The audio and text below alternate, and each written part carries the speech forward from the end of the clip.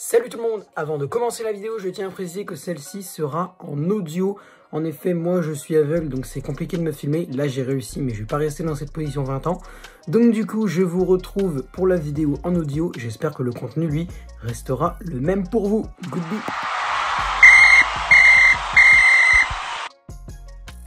Yo tout le monde, c'est le football à l'aveugle. On se retrouve aujourd'hui pour le débrief de la saison du Stade de Reims, 17e épisode sur 20. Donc là, aujourd'hui, de toute façon, tout sortira aujourd'hui. Il y aura 4 vidéos aujourd'hui sur Reims, Rennes, Saint-Etienne et Strasbourg. Peut-être que Strasbourg sortira demain si je suis un peu peut-être 3 vidéos d'affilée, c'est chaud. Mais normalement, s'il y aura tout le monde. En fait, en gros, de base, la vidéo sur Reims et Rennes devait sortir hier. Mais j'ai eu un gros problème à l'œil et j'avais pas eu le temps de tourner la vidéo avant 16h30. Et en fait, en voulant rentrer chez moi, je me suis fait mal à l'œil. Donc voilà, j'ai pas pu tourner la vidéo parce que ça m'a quand même pris longtemps à récupérer. Donc aujourd'hui, je suis normalement ça va mieux. C'est un peu fragile, mais ça va beaucoup mieux. Donc aujourd'hui, on commence avec le Stade de Reims et après, ce sera le Stade Rennais, l'AS Saint-Etienne et le RCSA. Alors, quoi dire à propos du SDR?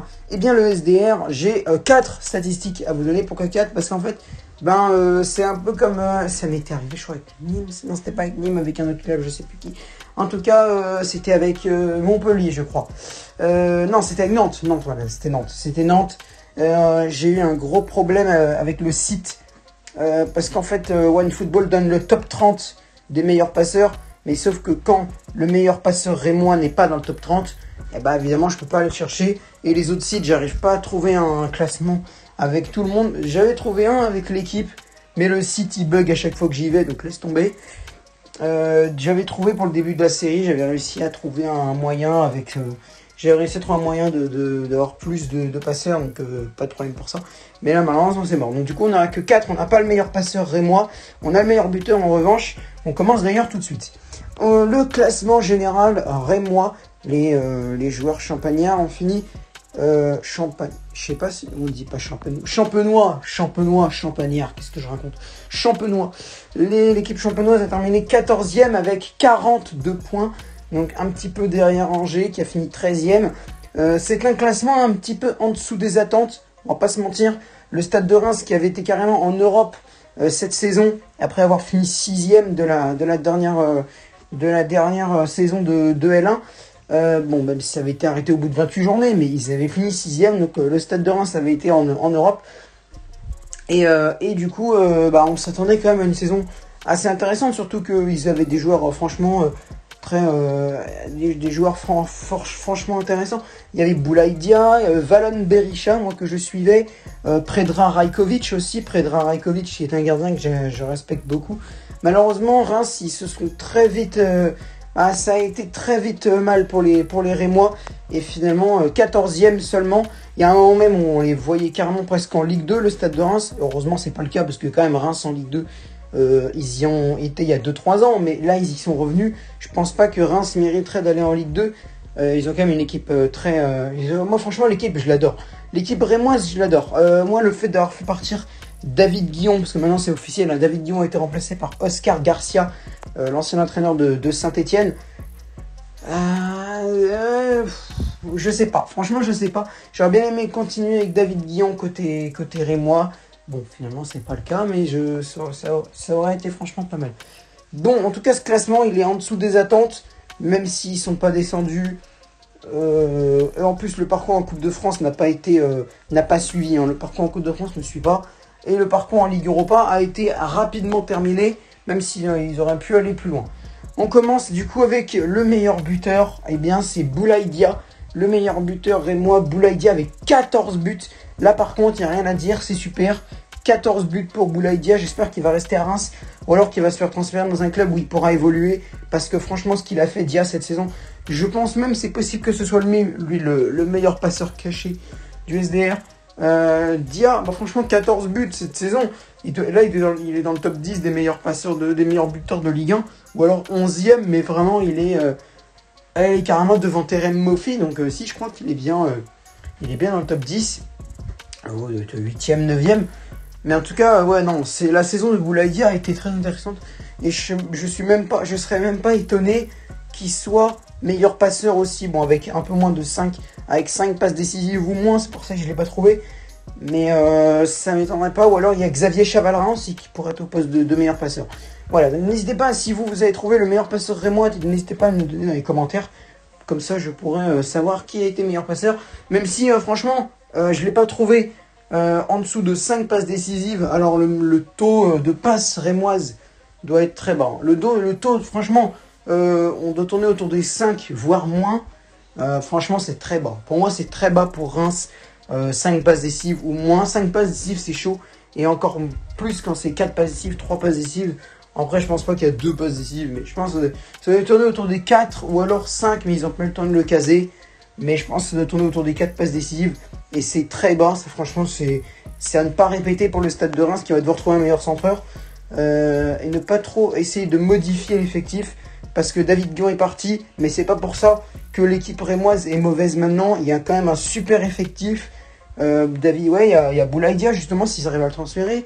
Il y a Nathanaël Ngoukou qui commence à devenir assez intéressant. Le jeune rémois que j'avais commencé à suivre la saison dernière. Et franchement, il me plaît, Nathanaël Ngoukou. Donc, gardez-le, s'il vous plaît. Gardez-le, s'il vous plaît. On passe maintenant à la meilleure attaque. L'attaque rémoise. Alors là, c'est un taux assez bas. 42 buts, mais en soi d'un côté, pas tellement. Parce que quand tu sais que Angers a fini 13e, donc juste devant Reims avec 40 buts. Et que juste derrière ta Reims justement avec 42, bah ça concorde un peu avec le truc d'Angers. Donc 42 buts en soi c'est bas pour le Stade de Reims. Mais quand tu sais qu'Angers a fait pire alors qu'ils sont devant Reims, c'est pas... Voilà. Mais moi au vu de l'attaque, je suis désolé mais là, tu fais... moi j'adore faire ça. Et ben je peux vous dire que Boulaïdia est impliqué sur un tiers. Et là c'est vraiment pas un peu plus d'un tiers ou un peu moins d'un tiers. C'est 14. 3 fois 14 ça fait 42. Donc il est impliqué sur un tiers des buts de son équipe. Il a marqué un tiers des buts de Reims cette saison. Donc vraiment c'est pour dire l'importance, l'implication dans le jeu de Boulaïdia. Vraiment bravo. Bravo à lui, bravo à Boulaïdia. Cette saison il a vraiment gazé avec le Stade de Reims. Et l'attaque, bon c'est un peu bas mais ça va. Ensuite les clean sheets, et ben on est sur du 10 clean sheets. Là je suis content parce que c'est du niveau de Rajkovic. Il aurait pu aller chercher les 12, 13, mais franchement, 10, c'est du niveau de Rajkovic. Moi, j'aime bien la défense rémoise. Elle est pas mal, la défense rémoise. Même si, bon, elle a quelques petits défauts, mais franchement, elle est pas mal, la défense champenoise. Et 10 clean sheets, pour moi, c'est égal à ce que peut faire Rajkovic. J'espère qu'ils ne vont pas faire partir Rajkovic, les Rémois. Il faut garder ce gardien-là. Ils ont fait partir Edouard Mendy, voilà ce qui s'est passé. Ne faites pas partir Rajkovic, parce que vraiment Rajkovic il peut autant exploser que Mendy. Peut-être un peu moins, mais il peut autant exploser que Mendy. Il peut presque autant exploser que Mendy. Bah voilà, on a fait le tour des 4 statistiques de base. On va pas maintenant passer à la Coupe de France. Alors la Coupe de France, ça a été très simple, très rapide. On passe à la suite. 32e de finale face au Valenciennes FC, club de Ligue 2. Défaite 4-3 lors d'un match très intéressant à regarder que je n'ai pas regardé. J'adore. C'est un match très intéressant, mais je ne l'ai pas regardé. En tout cas, non. Franchement, Reims, en soi, c'est normal. Quand tu vois qu'ils ont fini 14e, tu peux t'attendre à ce qu'ils peuvent perdre contre une Ligue 2. Mais un club du statut de Reims qui a été en Europe, qui a failli aller en phase de poule, parce qu'ils ont échoué au 3e tour, c'est quand même pas mauvais. Voilà, c'est franchement... C'est décevant, même si c'est pas une catastrophe. On pouvait s'y attendre. Franchement, je comprends pas comment on pourrait être surpris. C'est pas surprenant malheureusement pour Reims. C'est pas méga surprenant. Donc voilà, c'est pas. Y a pas besoin de dire que c'est une catastrophe. C'est pas surprenant malheureusement pour Reims. On passe maintenant au parcours européen. Bon, elle a été très rapide le parcours européen. 2e tour, on commence face au Servette FC, le Servette club suisse, qui a perdu 1-0 à l'extérieur, donc chez eux, au Servette, face au Stade de Reims. 1-0 pour les Rémois, qui passe au 3e tour et affronte le Vidéoton FC. Vidéoton, qui est un club que je connais, c'est un club hongrois, il me semble. Eh bien, Vidéoton, je crois que quelques clubs français ont croisé Vidéoton lors des dernières épopées, un peu barrage de Ligue 1 en Europa League, voire même en Ligue des Champions. Après, Vidéoton en Ligue des Champions, je suis pas sûr. Mais je crois qu'il y a certains clubs comme Bordeaux, tu sais, qui vont un petit peu en phase en barrage de Ligue Europa, tu vois, un peu comme Reims, tu vois. Bah, ils les ont croisés et je connaissais Vidéoton. Et fallait faire attention. 1 but partout. Non, même je crois 0-0, je sais plus. Je sais pas, 0-0 ou un partout. Moi j'ai pas, en fait en gros, c'est simple. Je me demandais, j'étais en train de regarder la séance de penalty pour savoir si il y avait eu 4-1 pour Reims ou 4-1 pour Vidéoton. Donc je n'ai pas prêté un score, je n'ai pas prêté attention au score de base du temps réglementaire et des prolongations. Donc du coup, voilà. Mais je crois qu'il y a eu un but partout. En tout cas, ouais, un partout. En soi, un partout, c'est pas mal. Vidéoton Reims, un partout, c'est pas mal. Par contre, derrière, ouais, là, ils ont beaucoup échoué. Il y a eu Abdelhamid qui a raté son penalty. Le seul Ghislain Conan a réussi à mettre son penalty. Défaite 4-1. Vidéoton qui a mangé Reims sans penalty et donc qui fait arrêter la saison européenne du Stade de Reims au 3e tour. Juste avant, c'est presque... Il restait plus qu'un match ou deux, je crois. Je sais pas si les barrages c'est extérieur au domicile.